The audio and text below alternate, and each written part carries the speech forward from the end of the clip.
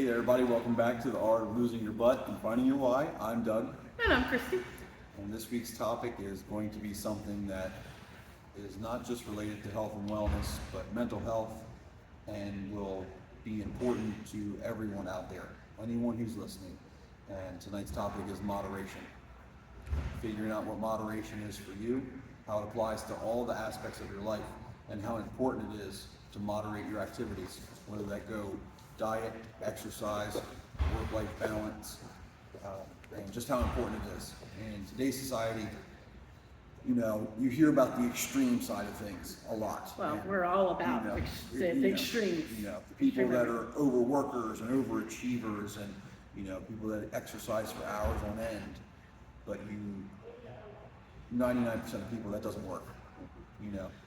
Well, and the other thing though too is we also talk about, and we've done it on this podcast, moderation, everything in moderation.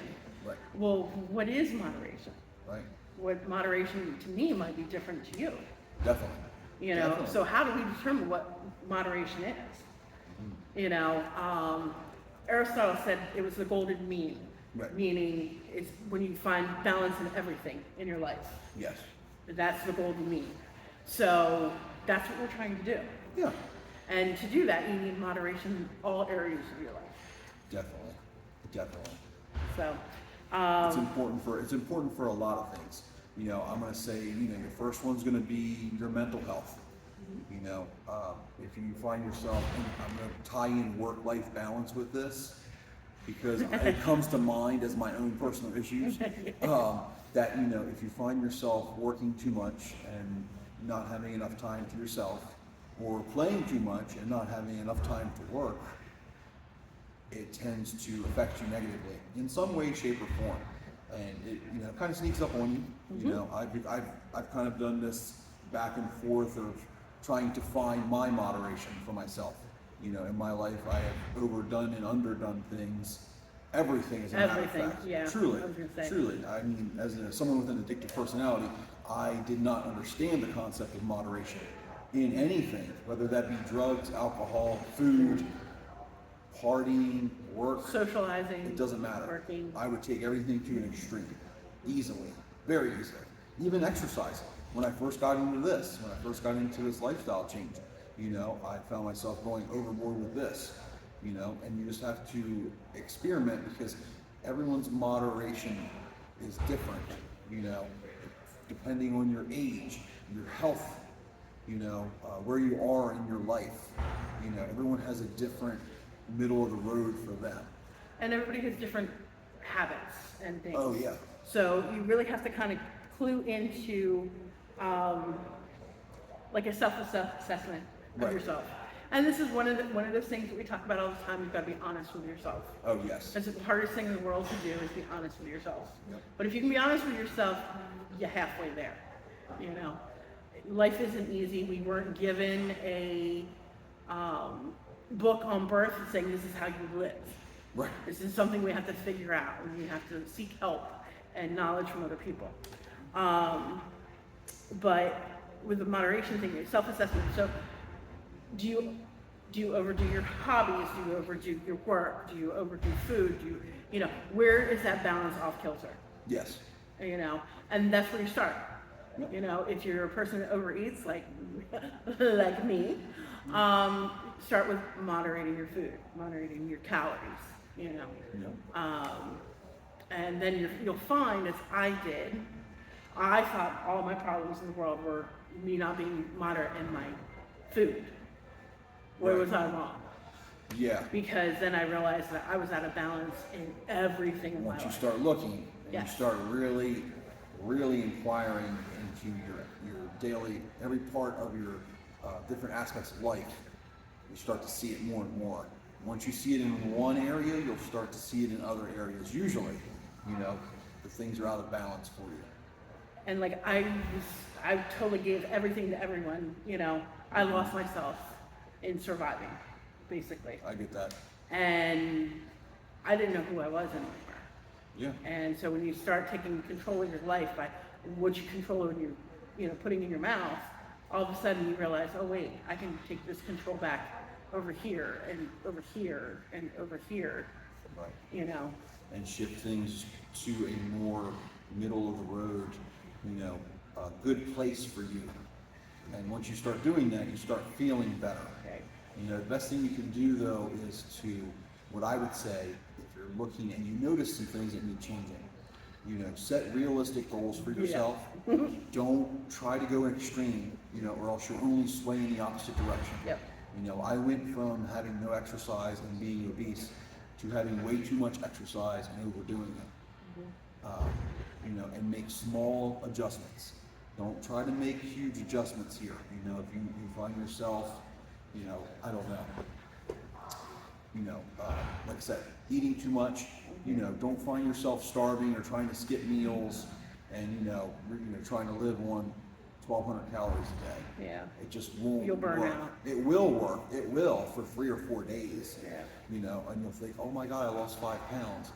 And then you're just going to rebound. And you hear about diet rebound.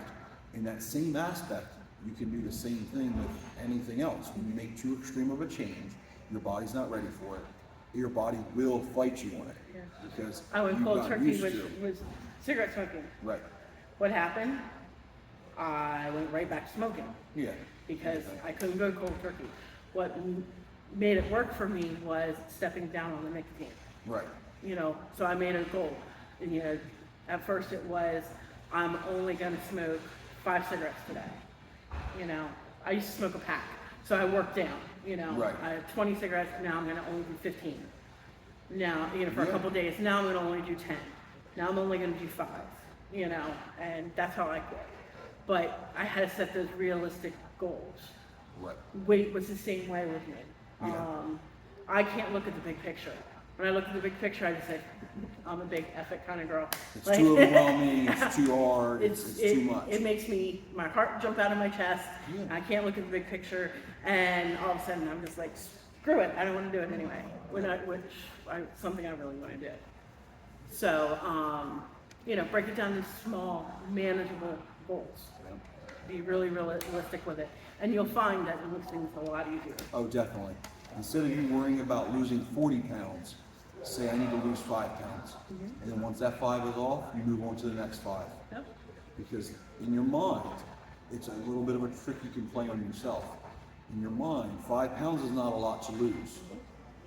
This is achievable in your mind.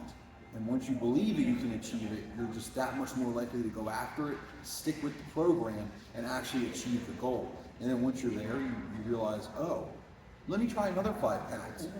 And if you start chipping away at it like that, you can make anything happen. I You did truly it can. a pound, like if I could lose a pound a week. Right. So every week it was, I just want to see the scale go down 1 pound. Right. If I'm doing that, I'm doing okay. You're in the right spot. I'm in the right spot. Yeah. And now, it's not linear like that. No. So some weeks I would lose 10 pounds, but then I'd have 4 or 5 weeks where I'd only lose a pound. Right. And then I'd have 5 pounds and then one. Right. With But- weight, you got to take the averages, definitely. Yeah. Because the fluctuations with like water weight and those sort of things, especially when you're a heavy person with a lot of skin and that sort of stuff, your water weight can fluctuate too. Yeah. So that was the biggest thing I had to learn, was take the average over the week, take the average of everything added up, divide by 7, and that's your number from past weeks, and do that every week. Because if not, I would have times where I was like, wait a minute, what do you mean I put on 4 pounds? And sure enough, it was just like I had, just for instance for you, Chinese food. Yep. High in sodium, and you're not used to eating a lot of sodium, you're on a healthy diet. You eat a lot of sodium like that, and then drink a bunch of water afterwards. The next day, all of a sudden, you've put on pounds of water weight potentially. And it'll freak you out because you've been sticking to the plan with the exception of like one cheat meal, which wasn't even that bad of a meal, just had a lot of salt in it. Yeah. And sure enough, here comes on this water weight, and you're like having a panic attack, and you got to learn to watch stuff like that because again, you go to extremes. Then I have a panic attack about the fact that I put on 4 pounds. So then I eat even less that next day, which then just sets me up for a whole nother failure of realizing that's too few calories. Then I'm starving, and then I make an even bigger mistake by eating a burger or something that night or going out to fast food. you know, you just have to be careful and just be very aware. And listen to your body. Learn to listen to your body. You know. Because it'll tell you when you're out of whack. Yeah, it will. You know what I mean? If you're drinking too much, I promise you, your body's going to tell you, hey, you've been drinking too much. Mm-hmm. You know, usually the next morning on your way to work when you have a blinding headache and you're like, oh, I had too much last night. Bingo. Yes, don't do it anymore. You Yep. know? Goes with anything else. You know, if you eat too much, you feel sick. If you eat too little, you feel hungry. If you keep doing that and stay hungry for long enough, your body's going to get really mad with you and you're going to become starving. And that's when you get that hangry, you're angry at the world and you're hungry. And you'll eat anything. Right, and doesn't everything. matter. You eat off of somebody else's plate. You know, yeah, those sorts of things. Yeah, so your body will tell you Yeah. if you learn to listen to it. So, you Just know. don't ignore it. Yeah. That's And the so worst thing you can do. that's for the diet and nutrition, but work-life balance. Should we insert roaring laughter here for both of us? Definitely. Yeah, we're not good at this. It's like a sweat, you know? I work too much, and then I play too much, and then I work a little bit too much, and it's like a dance. I haven't figured you the know? play thing out yet. This whole thing's a dance, is what I've learned. For My, me. my theory in life and where I want to get to is work like a captain, play like a pirate. Meaning work hard, play hard. Yeah, I keep forgetting to play hard. yeah, I get I that. keep doing the work part between, you know, working for someone else and this and my own stuff. Yes. Yes. And I can understand why, because we're in, at least myself personally, I'm in a situation where I am not making the salary. Like if I was making $70,000 a year, yes. On a 40-hour work week, absolutely. We could play hard, that'd be one thing. But when you're at a place where you're at a lower salary than that, where you're working extra hours, Multiple you are jobs. working hard, or working 2 jobs or 3 jobs, and you're working 65 hours a week. When it comes time to play on that Saturday night and you know you're off on Sunday, you just don't damn well feel like it. Yeah. You're just over it. You just want to go to bed. Or you You know, or you after do the you've worked flip. in the gym, Yeah. and then went home and had dinner, and you're like, nope, that's it. My play is on this couch. Yep. And then you know you get the FOMO thing going, and then all of a sudden you have one weekend where it's like you do everything. Oh yeah. You know, work on work, and then you're exhausted, and it just sets you up for like a week of misery Yeah. all the way around. Yeah. So yeah, it's something I'm still working on, and I hope to one day. I keep telling myself, you know, I'm giving myself 5 years, 5 years of a lot of really hard work, and then I should be able to coast and enjoy the fruit of my labor. Yeah. Makes sense. That's what I'm hoping. It makes sense. It does. It does. That's how it should be. You know, Yeah. you work when you're younger years, you save. You know, Oh, yeah. you chuck whatever money aside you can to savings, and you know you get yourself in a comfortable position where you're making some passive income in an ideal situation. And you know you have a retirement plan set up, and you work your tail off. You know, for some years. That's the way it should be, and then you have people like me that got hit by Enron. Right. Oh yeah. Oh yeah. There's all kinds of right. $500,000 gone in my Life is investment. life. Oh, crap. Yeah. And then I got divorced, but boom, that wiped me out too. I get At it. that point, I was worth more than he was, and he took me for it. Right. Yeah. So, yeah, Balance. balance, yeah. Balance. That's the thing. The same thing goes for entertainment, that sort of thing. I will mention here social media and phone usage, just out of the way of the world nowadays. You will see people, you know, it's so bad nowadays that they have a setting on your phone to limit your social media and app usage automatically for Yep. you, because of how much time they're finding people spending on social media, apps, you know, on shopping apps, those sorts of things. You know, I work in physical therapy, right? Right. So when people come in and they're complaining of their necks, Why does my neck my hurt? neck is just, I'm just so Oh. tight, I'm so tight. And then you put ice on them after you work with them, and the first thing they do is they pull out their phone and go, "Phew." And I'm like, I go over and push their head up. I'm like, Yeah. there you go. Hold your phone up here. You know, there's actually a phrase for that now called tech neck. Yep. That's the actual phrase for that condition Yep. named for that. When people have that posture, same with the desk workers who do the shoulders forward, lean. Yep. hunched over on a desk. Yeah, Oh God, it's hunchback. so bad for you. Yes. And it was so funny. I guess AARP put out in their latest magazine that they send out to people about sitting for prolonged time and all the bad things that can happen. Oh yeah. I'm going to have it laminated and give it to every client I deal with. Yeah, Because a lot of my people work from home home desk people. Or, and they won't get up. I text them, I send them messages, I email them, get up, walk around, motion is lotion, move it, No. But I had to work.